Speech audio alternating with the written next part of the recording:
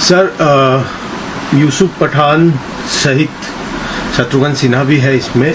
19 जो एमपीज है तृणमूल कांग्रेस के, वो एनडीए मतलब जो रिबेल कैंप में वो लोग अपना नाम लिखाए हैं। यही एमपी एक टाइम पे बोलते थे कि हम ममता दीदी को नहीं छोड़ के जाएंगे, उनके छत्र छाया में हम काम करेंगे, भले जितना तकलीफ आए जेल में डाल दो, ईडी लगा दो, सीबीआई लगा दो। पर अचानक अभी कैसे हुआ कि ये भेड़ बदल? मैं कुछ नहीं बता सकता हूँ, क्योंकि मैं तो दिल्ली में नहीं हूँ, कलकत्ता में हूँ। ये लोग सब दिल्ली जाके कैंप बदल रहे हैं। इन लोग से बात भी नहीं हुआ, कैसे बोलेंगे? जब पार्टी का खराब समय आते हैं, जिन लोगों का नैतिक शक्ति नहीं है, कमर में चोर नहीं है, दम नहीं है, वो इधर उधर करते हैं। यही हुआ होगा। दादा, पर जब देखते थे पार्लियामेंट के बाहर, जब आप लोग केंद्र सरकार के विरोध में कोई बिल के प्रति या कुछ आप लोग जब वहाँ पे प्रोटेस्ट करते थे, तब इन सब चेहराओं को भी वहाँ पे देखा जाता था। अब जब इनके साथ सदन में रहते थे, कभी ऐसा लगा था कि ये लोग बदल कर सकते? कभी नहीं। ये तो कभी बोला भी नहीं। कोई ममता बनर्जी के बारे में उनको नाराजगी है, ये तो हमें बताया नहीं था। मैं नहीं जानता हूँ। लेकिन सवाल ये है, लोगों का उसूल अपने पास है। मैं जैसा समझता हूँ कि मैं ताकि तृणमूल कांग्रेस का सिंबल से जीता, तृणमूल कांग्रेस में ही रहना चाहिए। ये लोग का क्या नीति है, क्या उसूल है, हमें तो पता नहीं है। ये दुखद बात है। ये हिंदुस्तान के राजनीति के कमजोरी है। और बंगाल में ये सब नहीं था, अभी बंगाल में भी आ गया। बीजेपी ऑपरेशन लोटस शुरू कर दिया। ऑपरेशन लोटस में पैसा और का लालच और डर भी दिखाया जाता है। तो इससे कौन कैसे रिएक्ट किया, ये तो मेरे लिए बोलना मुश्किल है।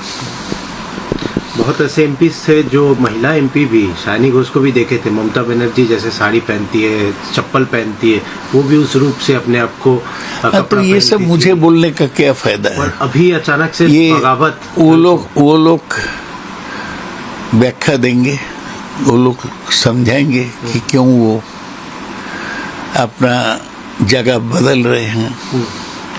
मैं नहीं कह सकता। असम को लेके ममता बनर्जी का एक सपना था कि असम में भी तृणमूल कांग्रेस को धीरे धीरे विस्तार करेंगी। हमने देखा प्रचार हुआ है। सुष्मिता देव को भी वहाँ पे एक अच्छा जिम्मेदारी दिया गया, और इस बार असम चुनाव में भी तृणमूल कांग्रेस को एक सीट भी वहाँ मिली है। वो भी रिजाइन कर दी सुष्मिता देव, उनको राज्यसभा में भी भेजा गया। बहुत दुखद बात है।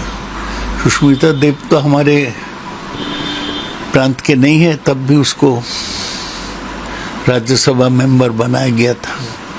उसको पहले त्रिपुरा, बाद में असम का जिम्मेवारी दिया गया, लेकिन वो रिजाइन कर दिया। हम क्या कहेंगे, उनसे तो बातचीत नहीं हुआ, तो कम से कम वो रिजाइन किया। थोड़ा सा प्रिंसिपल उन्होंने दिखाई, इतना ही कह सकते हैं।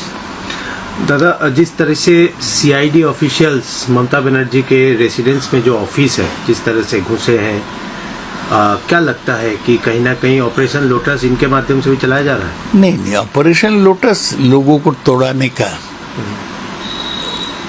एक ऑपरेशन है। ये तो बहुत ही दुखद बात है कि एक 15 साल के मुख्यमंत्री का घर में घुसे जाते, वो जब नहीं थी उसको बिना अनुमति से। ये लज्जाजनक बात है। और क्या बोले? दादा, मल्लिकार्जुन खड़गे कहते हैं twisting distorting history longest serving PM का हिसाब से जो अभी ट्रेंड चल रहा है कि प्रधानमंत्री Narendra Modi longest serving PM है। ये तो गलत है। इतिहास के दौर से 47 के 15 अगस्त देश स्वाधीन हुआ, तब से 27 मई 1964 तक जवाहरलाल नेहरू प्रधानमंत्री थे। कितना साल हुआ? 17 साल। और नरेंद्र मोदी कब प्रधानमंत्री बने 2014, आज क्या है 2026, 12 साल। कैसे Narendra Modi longest serving prime minister होता है, ये मेरा दिमाग में नहीं आता। इंदिरा गांधी हो तो दोनों हिस्सा में 15 साल मुख्य प्रधानमंत्री रही, तो वो भी तो नरेंद्र मोदी से ज्यादा समय प्रधानमंत्री रहा। क्यों ये सब गलत बातें बोला जाता है, मुझे पता नहीं। नरेंद्र मोदी कहा है कि कांग्रेस ने देश को drag the country into multi crore rupees scam. सही नहीं है, सही नहीं है। नरेंद्र मोदी तो ऐसा ही बोलते हैं, ये सही नहीं है।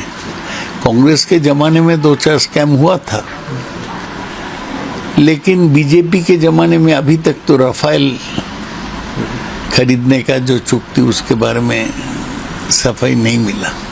क्या कह सकते। दादा आखिरी सवाल ये है कि जो एक न्यूज़ स्प्रेड हो रही है, एक आवाज़ स्प्रेड हो रही है, क्या ममता बनर्जी, अभिषेक बनर्जी कांग्रेस के साथ मर्ज, इसके बारे में मेरा जानकारी नहीं है। वो लोग तो दिल्ली में हैं, मैं तो दिल्ली में गया नहीं, तो स्पेकुलेशन के बारे में क्या बोलेंगे। ये सही है कि ममता बनर्जी के साथ भी सोनिया जी का एक तो लंबा मीटिंग हुआ, और ये भी साफ है कि राहुल गांधी के साथ अभिषेक बनर्जी को लंबा मीटिंग हुआ, लेकिन उसका नतीजा क्या निकला हमें बताया नहीं गया। अगर मर्ज होता है सोबतोदा, नहीं, ये अगर करके सवाल का जवाब नहीं हो सकता, स्पेकुलेटिव हो जाएगा। जो हुआ है उस पर मैं बोल सकता। अगर होता है तो आप किस रूप से देखेंगे कि कांग्रेस के साथ अगर मर्ज हो गया? आप बहुत पुराने दिन के कर्मी हैं। अगर मगर मैं नहीं जाने चाहता हूँ। कांग्रेस के साथ एक साथ काम करना जरूरी है, इतना मैं बोल सकता हूँ। वो मर्ज होगा कि अलायंस होगा, ये बाद में देखा जाएगा। ठीक है। किस रूप से जरूरी है 2029 को चुनाव में देखते हुए?